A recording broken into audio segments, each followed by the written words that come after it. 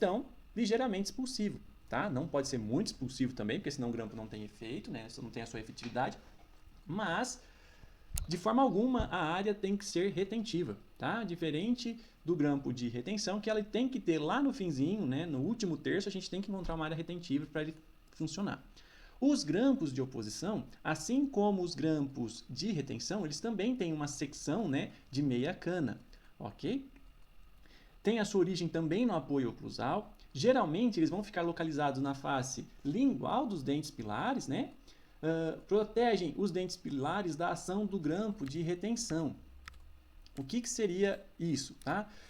Quando o grampo de retenção ele tem que cruzar o equador do dente, né? Como eu já havia dito, a ponta, aquele terço semirrígido, na hora que ele encontra esse ponto de resistência, que é o equador do dente, ele, sob pressão, ele faz uma leve pressão, ele se desloca, ele vence essa barreira e ele se acomoda logo abaixo, que é uma área retentiva. O grampo de oposição ele vai proteger o dente de que forma?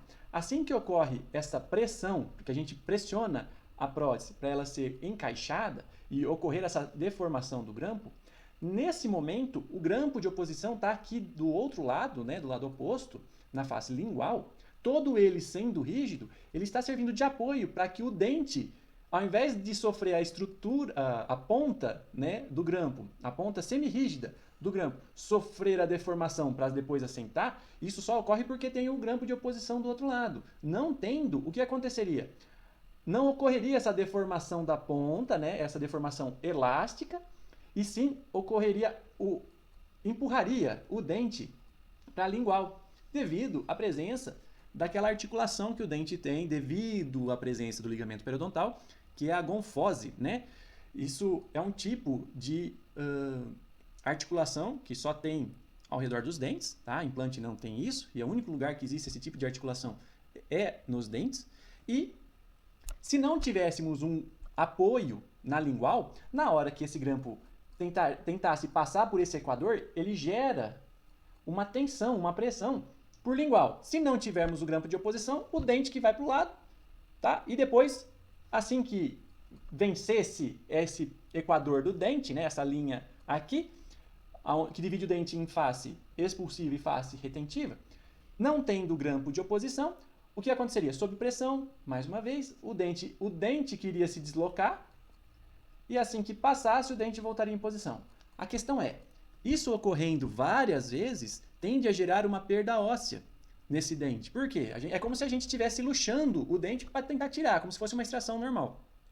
Então, por isso, sempre que a gente fizer um grampo de retenção, ele deve ter o seu devido grampo de oposição, para a gente evitar ficar luxando o dente toda vez que insere ou remove a prótese.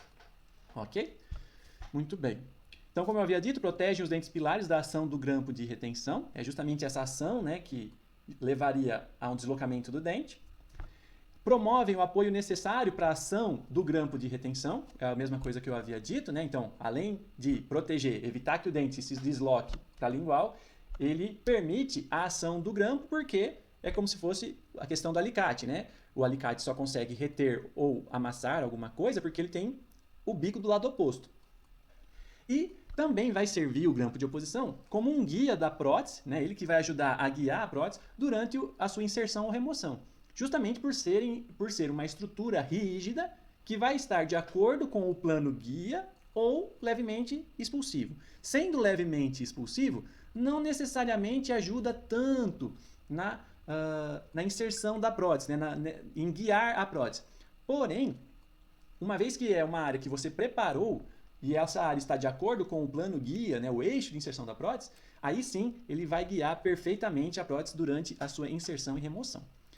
Dentre os grampos de oposição, nós temos o grampo circunferencial, que tem praticamente as mesmas características que um grampo de retenção circunferencial, com a diferença de que todo ele é rígido. Ele não vai ter um terço semi-rígido. E como que a gente percebe isso? O grampo de retenção, conforme ele chega no finzinho, ele afina, ele fica mais fininho, justamente para permitir que aquela parte do grampo fique mais maleável, semi-rígida, como vem dizendo a vocês. Já o grampo de oposição, todo ele não tem nenhum momento que ele afina. Justamente por conta disso, ele se torna todo rígido. Tá? Dá para perceber isso na hora que vocês pegam a estruturinha de vocês. Existe o grampo de oposição geminado, que assim como o do grampo circunferencial, também sai do apoio, percorre todo o dente até cruzar a linha média do dente, né? Não pode ser curtinho, ele tem que abraçar todo o dente, por lingual. Só que sai para um dente e sai para o outro. Né? Assim como os bracinhos do grampo de retenção geminado, vai sair os dois bracinhos do grampo de oposição geminado. E temos o grampo MDL. Qual que é a diferença do grampo de oposição MDL para o grampo de retenção MDL modificado? Na verdade, o grampo que existe, né, o primeiro grampo que existiu, era o MDL convencional, que era um grampo de oposição. Quais são as características dele? Vai sair do apoio, percorre toda a face lingual, saindo lá da mesial, percorre a face lingual, começando a atingir a distal e ele para ali. Ele não tem nenhum ponto onde ele fica mais fino e nenhum ponto semirrígido. Então, isso é característica de grampos de oposição, totalmente rígidos. Só que, por questões de estética, anteriormente, em um dente anterior, viria um grampo circunferencial também. Só que ele estenderia por toda a vestibular, né? Como eu havia dito, ele não pode ficar curtinho, ele tem que se estender todo para abraçar o dente. E ao fazer isso, ficava aquela vestibular toda com um grampo exposto.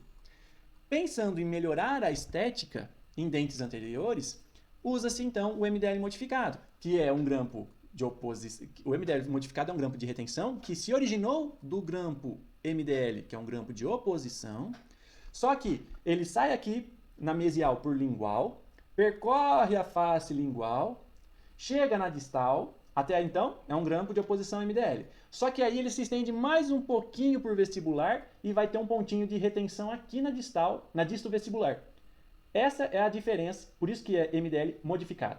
Na verdade, o grampo MDL é um grampo de oposição, só que para melhorar a estética, estende um pouquinho mais o braço que pararia na distal, estende ele por vestibular e vai ter um pontinho de retenção aqui.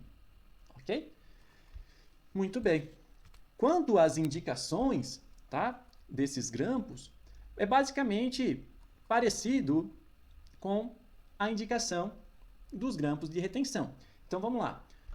Um grampo circunferencial, ele é para dentes posteriores, vizinhos a espaço intercalado. Isso, o grampo circunferencial de retenção. O grampo circunferencial de oposição é a mesma coisa. Ele vai ser usado para dentes posteriores, vizinho a espaço intercalado. Tá? O grampo geminado. Da mesma forma como você indica o grampo de retenção geminado, você vai ter o grampo de oposição geminado. Quando você usou um grampo geminado para aumentar a retenção de uma prótese que seria pequena ou então teria poucos pontos de retenção, a mesma coisa você vai usar um grampo de oposição geminado para o seu grampo de retenção geminado. E o grampo MDL, a gente vai usar para que situação? Se a gente for usar um grampo de retenção tipo Roche, que é aquele grampo de retenção indicado para extremidades livres, né? Dentes vizinhos a extremidades livres, e você tem um dente anterior, o grampo de Roche vai usar como grampo de oposição um MDL, mas é porque é um dente anterior, vizinho a espaço de extremo livre, tá? Se fosse um dente posterior, vizinho a um espaço de extremo livre, seria um grampo circunferencial. Então, dente posterior, vizinho a espaço intercalado, grampo de oposição